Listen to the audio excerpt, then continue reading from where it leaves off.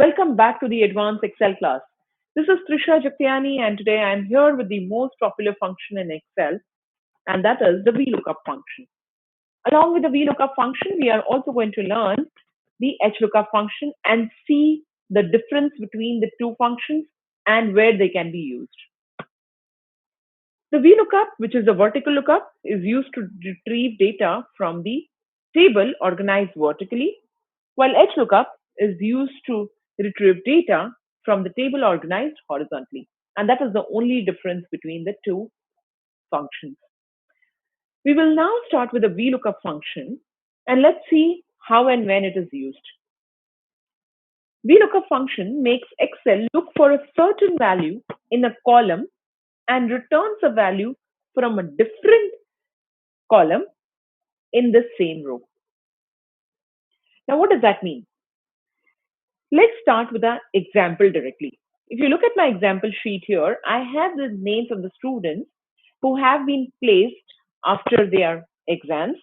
And now I need to retrieve data for a few students from the list, understanding that I have their name, their stream, their exam end date, and I'm looking to get the information for their tentative date of joining after their placement has been done and the commission received from those students.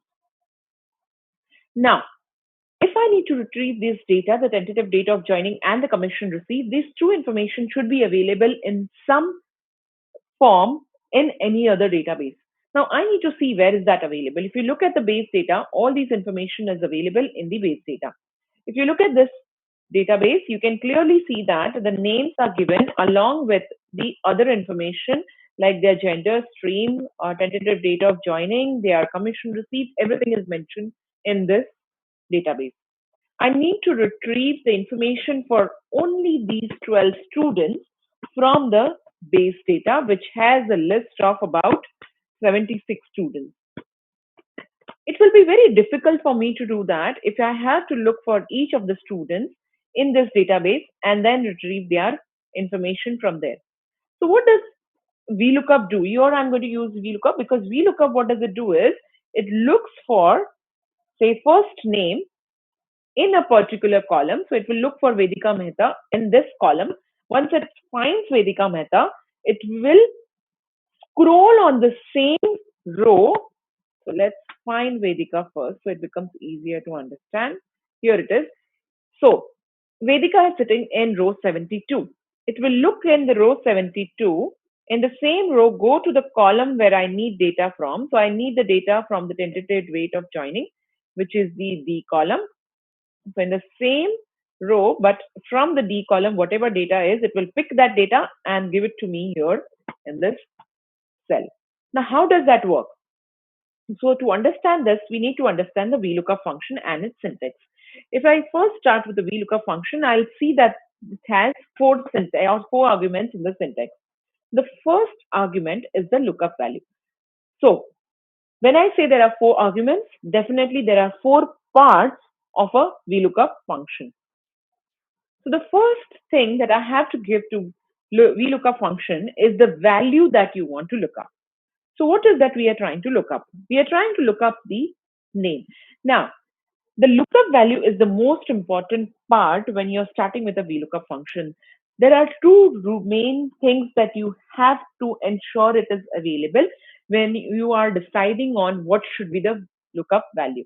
Now, in this case, there are three different things that you can look up with, but you decided to look up with the name.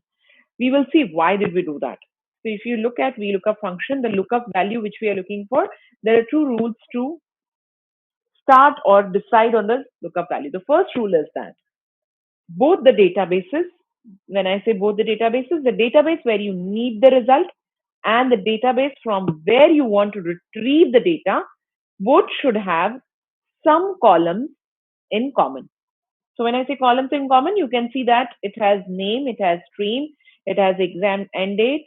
These three data are common in both the databases, name, stream, and the exam end date. So this three data is available in both the databases.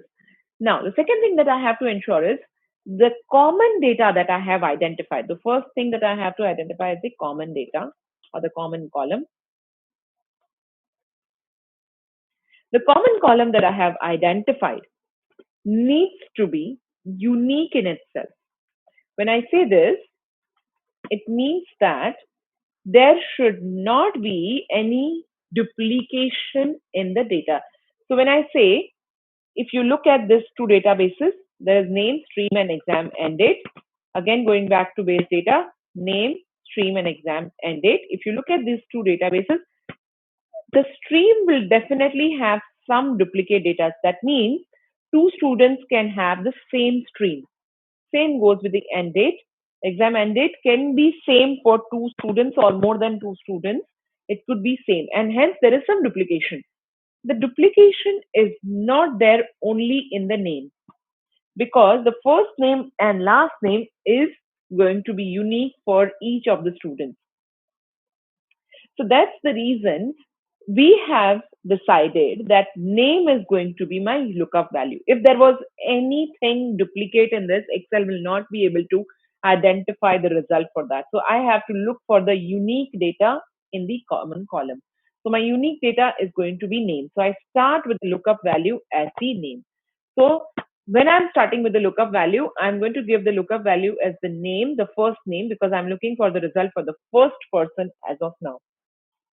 After giving the lookup value, the second thing that I have to give to Excel is the range in which you want to find the value and the return value. So where is it that I'm looking to find the value? I'm going to look for it in the base data. So I put a comma, go to the base data, I select the whole table like this. In order to select the whole table, I can use my shortcut key, going to the first cell in the database, control shift and right to take me to the end of the data, control shift and down to take me to the bottom of the data. This is how I have selected the database. Once I have selected the database, you need not go back to your VLOOKUP sheet. You can stay in the same sheet and click on the formula bar. If you try to go back to the VLOOKUP sheet again, it will definitely give you an error. So please stay in the same sheet where you have decided or you have selected your table array. Once you have done that, now you can click on your formula bar and then put a comma next to it. After that, now you have to tell Excel where do you want to pick up the data from or where do you want your result from. That's the third part. The number of column within your defined range that contains the return value. So when I say number of column, I have to start from the column where I have started my lookup value. My lookup value is in the name column, which is my first column. I have to go up to tentative date of joining because that is where I want to find the result from. So my first column is going to be A or name. Second column is going to be gender. Third column is going to be stream, and tentative date of joining will be the fourth column. So I'll put D4 as my column index number. After doing that, I'll put a comma. Now I have to give the last part, which says whether I have to put a 0 or a false for an exact match with the value you're looking for and 1 or true for an approximate match. But here we are looking for the exact match. When I say exact match, that is the name of the student that I'm looking for. Hence, I can put a 0 or the word false to ensure that I'm selecting the exact match. Close the bracket and enter. Here you can see that it has automatically picked up the information or the result for the first student. Now that I have identified the first student, it is very much evident that I will drag this information down. However, you will see that there are some places where you can see the result as an hash NA, which is an error that Excel is throwing up. Now you would want to know why is Excel throwing you the error.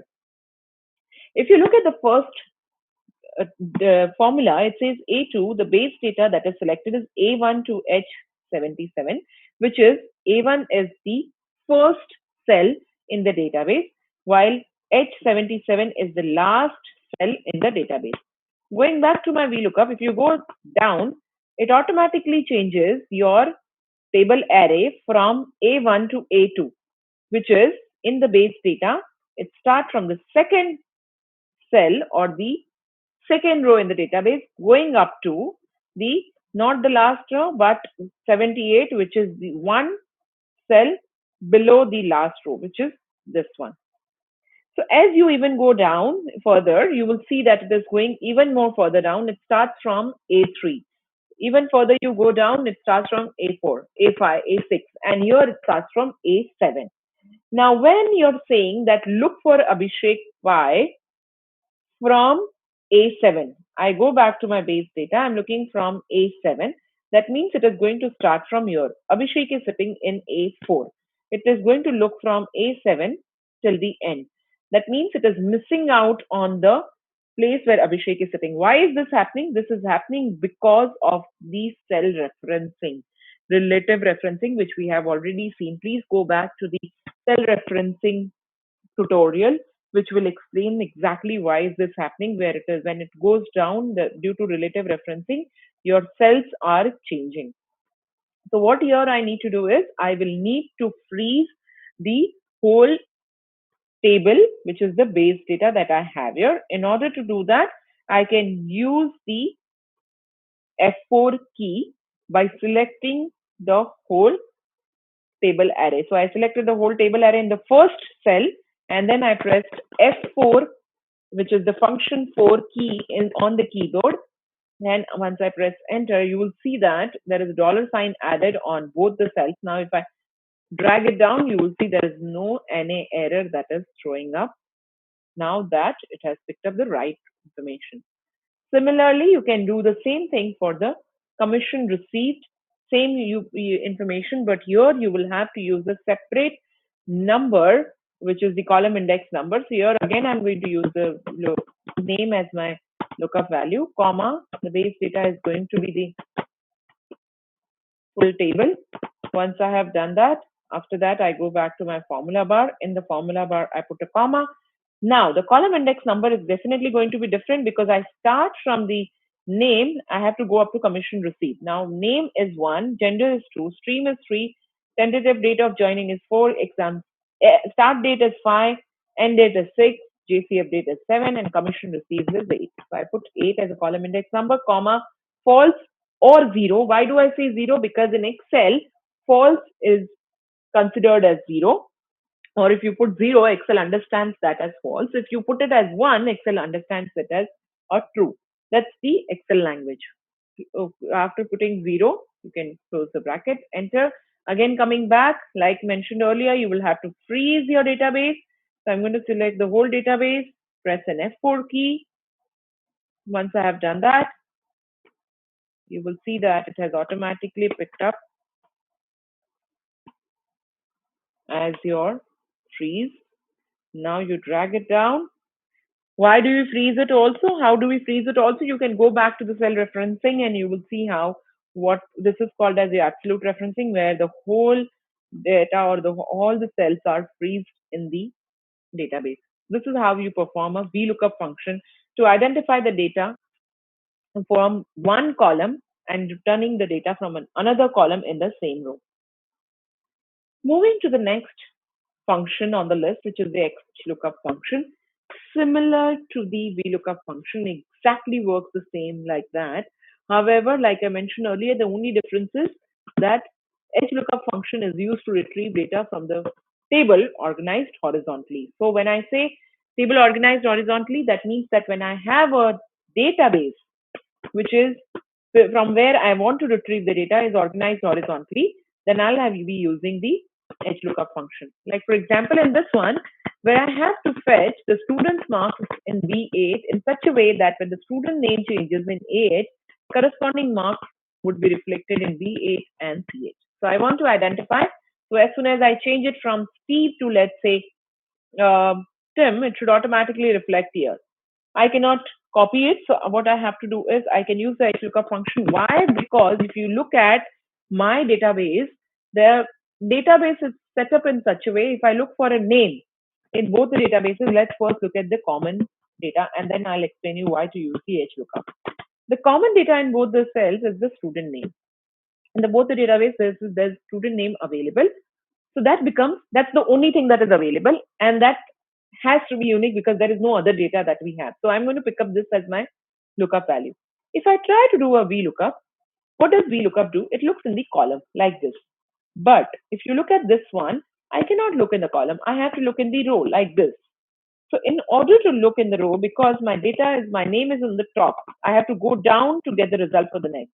When I have to go from the top to the bottom, that time I will be using the HLOOKUP function. If you look at the HLOOKUP, my lookup value is going to be Tim, comma, the table array again is going to be the whole database, which is the database in our case is the table which is on the top. And then I freeze it.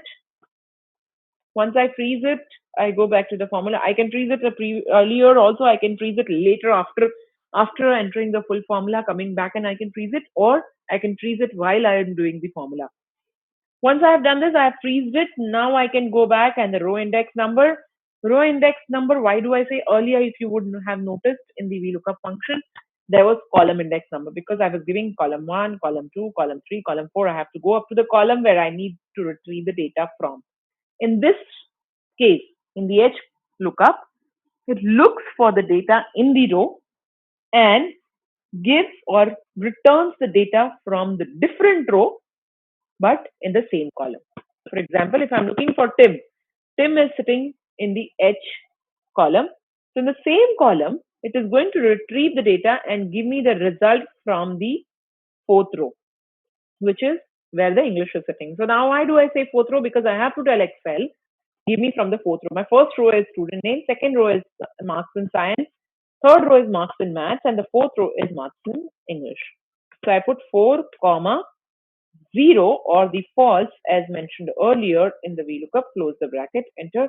Here you get the result for English. If I change the name of the student from Tim to Steve, it will see that it has automatically picked up the marks in English for Steve. Similarly, I'm going to do the same thing for the science, where I'll use the HLOOKUP function. My lookup value is going to be the name, which is given in the cell A9, comma. After that, I'll select the whole table like we selected earlier. I press an F4 to freeze the whole data or the whole table. The row index number this time is going to be for science. The first one is student name. Second row is the science. So I'm going to put 2 as my row index number and last one is 0 or the false. Close the bracket. Here I can get the marks for Steve. Change it and just try if it is giving you the right result. Yes, it is giving me for Jack. English marks, if you look at Jack, the English marks is 89 and the science marks is 78.